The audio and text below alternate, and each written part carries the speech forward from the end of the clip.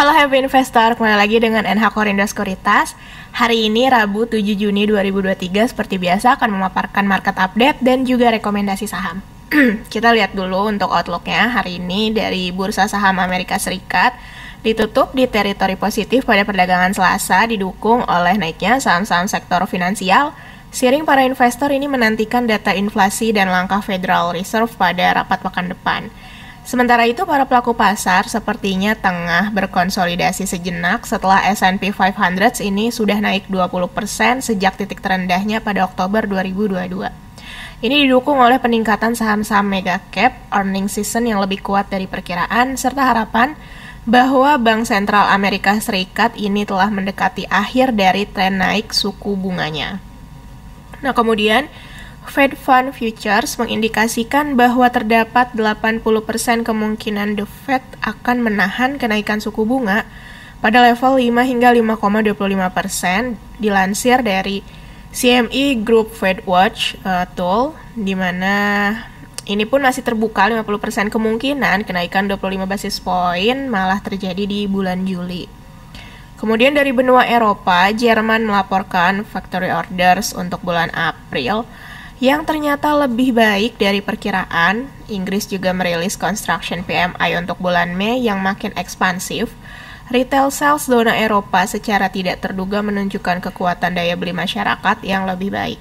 Nah, berhubung sentimen positif yang beredar di pasar ini menyatakan bahwa resesi global sepertinya belum akan melanda dunia, kami pun menimbang bahwa IHSG masih punya kesempatan untuk kembali uji resisten EMA 10 yang belum kunjung tertembus juga pada kisaran 6.660 hingga 6.680. Adapun advice averaging upside break ini masih menjadi opsi yang paling bijak untuk dilakukan pada saat sekarang ini. Kemudian, hari ini akan dinantikan angka trade balance untuk bulan Mei dari dua negara terkuat di dunia, yaitu China dan Amerika Serikat, yang akan menjadi patokan kesehatan ekonomi global dalam rangka menangkal kemungkinan resesi. Kemudian ada dari World Bank yang merilis prospek negatif perekonomian global terbaru, yaitu Global Economic Prospect edisi Juni 2023, di mana pertumbuhan ekonomi global pada tahun 2023 diproyeksikan tumbuh 2,1%. Jika terrealisasi, maka pertumbuhan ekonomi tahun ini akan melambat dari 2022 lalu yang mencapai 3,1%. Sementara itu pada tahun 2024, pertumbuhan ekonomi global diperkirakan mampu mencapai 2,4%. Kemarin untuk most active stocks di Indonesia sendiri ada Gotoh, BMRI, BBCA, BBRI, ASII, Telkom, BBNI, Adaro, ICBP, dan MDKA. Sementara transaksi foreign itu kemarin mencatatkan net buy sebesar 201 miliar rupiah. Dengan top foreign buy-nya ada Gotoh, ICBP, BBRI, ISAT, dan Film. Sementara top foreign sell ada BMRI, Pegas, BBCA, BTPS, dan NCKL. Kemudian kita lanjut untuk company news. Yang pertama ada dari Telkom, di mana menargetkan spin-off IndiHome ke Telkomsel ini rampung pada 1 Juli 2023. Perusahaan pun akan melakukan buyback saham terkait aksi korporasi tersebut. Adapun para pemegang saham ini yang berhak mengajukan sahamnya agar di buyback Telkom adalah yang namanya tercatat dalam daftar pemegang saham pada 5 Mei 2023 dan hadir dalam RUPST. Kemudian yang kedua ini ada dari Antam, di mana Menteri Investasi dan Kepala BKPM Bahlil Lahadalia mengonfirmasi bahwa ada konsorsium Inggris yang menggarap proyek ekosistem baterai kendaraan listrik senilai 9 miliar USD atau sekitar 134 triliun rupiah dengan asumsi kurs yaitu 14.890 rupiah per USD di Kabupaten Bantaeng, Sulawesi Selatan. Nah, melansir Reuters, konsorsium Inggris tersebut mencakup Glencore, Envision, dan PT Aneka Tambang Tbk atau Antam. Sebagai informasi, Glencore ini merupakan raksasa pertambangan asal Swiss. Kemudian ada PPRE yang menargetkan bisa memperoleh kontrak baru dari lini bisnis jasa pertambangan dengan nilai 6 triliun hingga 7 triliun rupiah pada tahun 2023. Persentase kontribusi kontrak jasa pertambangan ini diharapkan melampaui capaian 2022 yang mencapai 55% dari total pendapatan. Adapun target tersebut ini mencerminkan kenaikan sebesar 20 hingga 30% dibandingkan dengan capaian 2022. Untuk domestic and global news, dari domestik sendiri ada dari OJK yang mencatatkan pertumbuhan kredit bank melambat per April 2023. Dibandingkan dengan posisi bulan sebelumnya, pertumbuhan pembiayaan anjlok sekitar 100 basis poin. Nah, bila dibandingkan dengan posisi akhir 2022, perlambatan pertumbuhan kredit bank pun semakin meresahkan atau turun lebih dari 300 basis poin.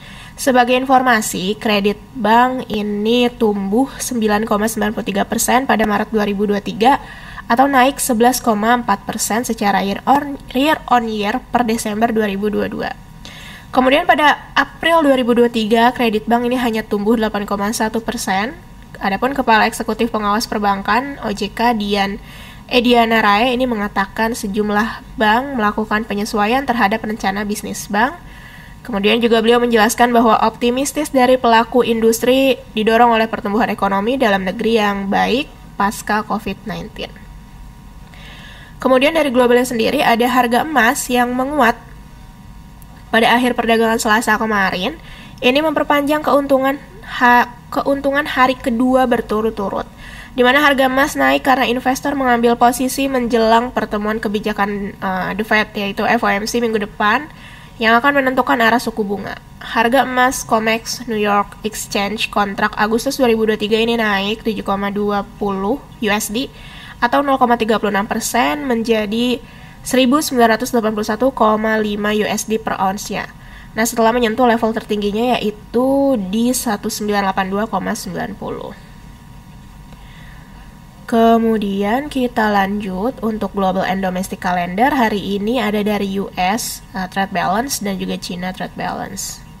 Untuk corporate calendar hari Rabu ini ada RUPS dari emiten AHAP, ANJT, BBMD, Dewi, HATM, Heli, IPOL, Jekon, LCKM, LPLI, MOLI, PADA, PDPP, SOTS, SQBB, SSIA, TBMS, TOL, dan WGSH.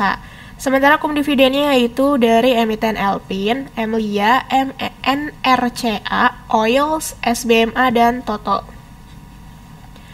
Untuk teknikal, hari ini IHSG kami proyeksikan bullish atau konsolidasi, limited downside potensial dan menguji resisten kritikalnya di MA10. Support terdekat di 6.600, resisten terdekatnya di kisaran 6.660 hingga 6.680. Advice perdagangan hari ini yaitu akumulasi buy atau wait and see. Rekomendasi saham yang pertama ada HIL. Rekomendasi kami yaitu spekulatif buy dengan overview-nya menguji resisten MA10, 20, dan 50 ditambah upper channel yaitu yang downtrend. Untuk target terdekatnya di 1390 hingga 1400, kemudian stop loss-nya di 1305. Rekomendasi saham yang kedua ada SSIA, di mana rekomendasi kami hari ini buy dengan overview-nya break neckline dari pola cup and handle. Kemudian juga bergerak uptrend jangka pendek di dalam pola parallel channel. Untuk target terdekatnya di kisaran 525 hingga 545, stop loss-nya di 462. Kemudian ada ITMG, rekomendasi kami hari ini yaitu buy on break atau averaging up saat break. Untuk overview-nya ini rebound setelah hampir menyentuh target bottom dari pola konsolidasi beresnya, kemudian uji resisten MA10. Target terdekatnya di 25.900, stop loss di 22.950. Kemudian ada Akra, di mana rekomendasi kami hari ini buy atau averaging up dengan overview-nya ini menembus kembali ke atas MA10 dan MA20 setelah 1 bulan. Target terdekat di 1475 dan stop loss di 1360. Kemudian ada BMRI, rekomendasi kami hari ini spekulatif buy. Overview-nya doji di area support, kemudian menguji resisten MA10, 20, dan 50. Target terdekat di 5350 dan stop loss-nya di 4940. Oke, sekian mengenai paparan hari ini. Terima kasih.